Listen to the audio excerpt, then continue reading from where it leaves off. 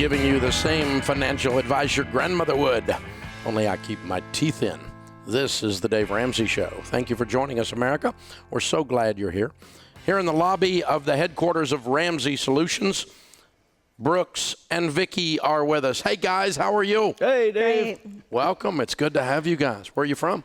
We're Raleigh, North Carolina. Awesome. Very cool. And here all the way to Nashville to do your debt-free screen. That's right. This is climbing the mountain. So I love it. So how much have you paid off? $89,661 in 18 months. Way to go. Way to go. Making what kind of money? $220,000 to $250,000. Whoa. Okay. I give up. What do you guys do for a living? Nothing. So That works. yeah. No, we actually work in real estate quality assurance. So. Quality assurance in real estate. Yeah. Okay. Not a bad gig.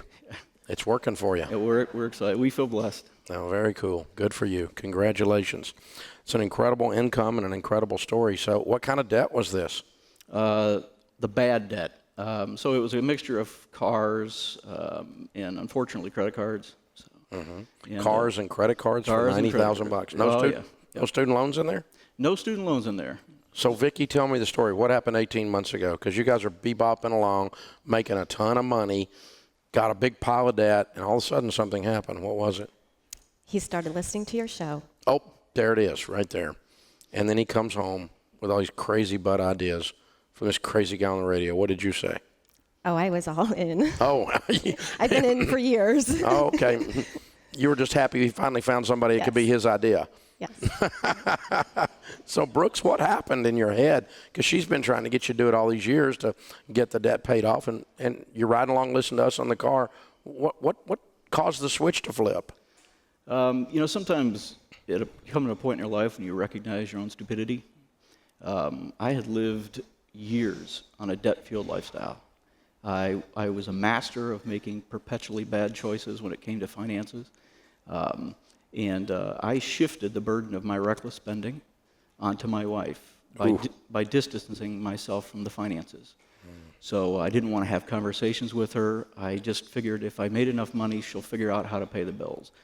And I came to the realization that that's not how somebody should love their spouse. Wow. And I love my wife, but you're not showing love when you take finances that eat a marriage from within and you behave recklessly. And I've come to realize, I listened to your show, and one of the beauty that I got from listening was that debt doesn't have to be normal. And you're one of the few people that's standing crying out in the wilderness telling people, you don't have to take on debt. Debt is not okay.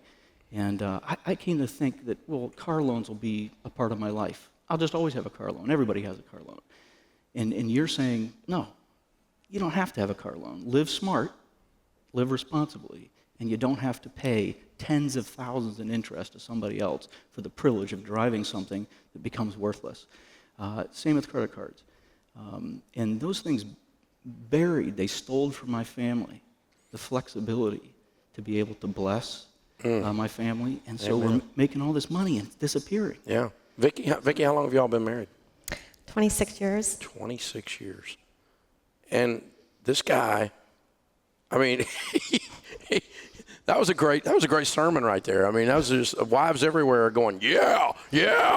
It was very well done. I mean, is he really doing this? Absolutely. That's pretty cool. So you've been carrying all the weight all along, and he's just tried to out-earn his stupidity, which is what I tried to do, Brooks, so I can relate.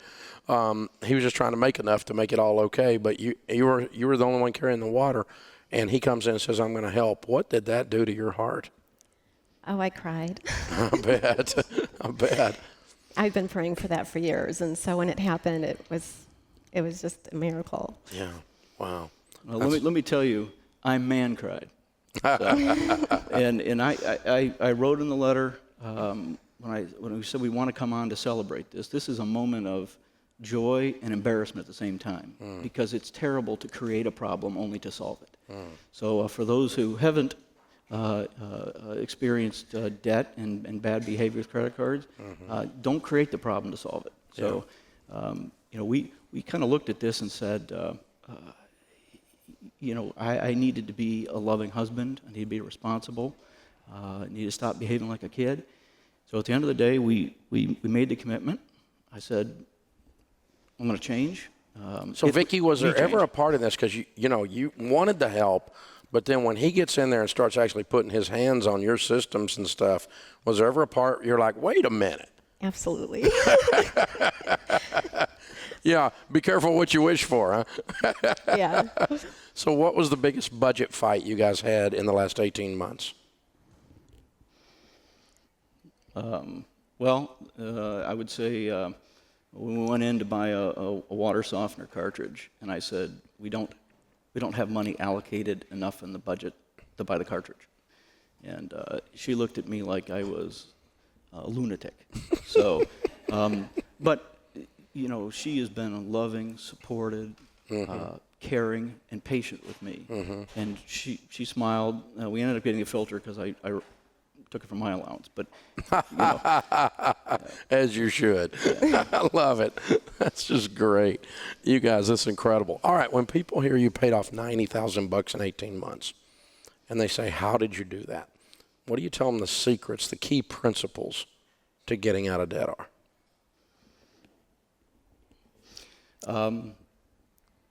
For us, it was recognizing that there's a problem. It's terrible to be lost and not know it. Needing to be motivated to solve the problem, set specific goals, and realize at the year end. We broke down the debt and said, look, to pay off this debt, I need to pay $4,900 a month. I need to pay $1,121 a week. I need to pay $160 a day. I need to pay $6.67 an hour or 11 cents a minute.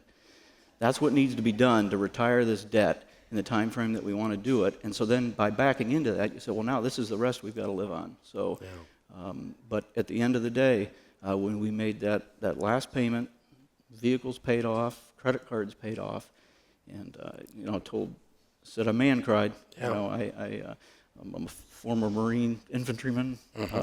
Not simply things that I like to do is cry, but the relief of knowing, one, that we'd accomplished what we set out to, that we were going to be good stewards with what God has blessed us with. But for me, the remorse, the deep remorse that for 20 plus years I had burdened my wife. And so Vickie, what were the key principles for you that caused you in the last 18 months to be able to turn this around as far as you're concerned? If other people are listening and you were going to advise them, so you need to do this, this, and this to get out of debt. Well, you have to stick with your plan. But for me, it was letting my husband take control of the finances and lead us. And you had a say, though, right? Oh, absolutely. Okay. But I've been doing it by myself for so long that, maybe I had a different idea of which bill should be paid first. And he came in and messed it all up. And, but. Okay. So learning to work together was one of them, really. Yeah. Any other principles? No. Not to come to mind. Okay, No. Great. You guys are incredible. I'm so proud of you. Way to go. Very, very well done. All right, it's Brooks and Vickie from Raleigh, North Carolina. $90,000 paid off in 18 months, making $220 to $250. Completely revolutionized a 26-year marriage in the process. Count it down. Let's hear a great debt-free scream. ready, baby? Yeah. 10, 9, 8. We're debt-free! All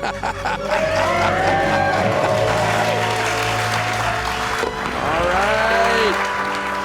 Love it. Congratulations, you two. Very, very well done.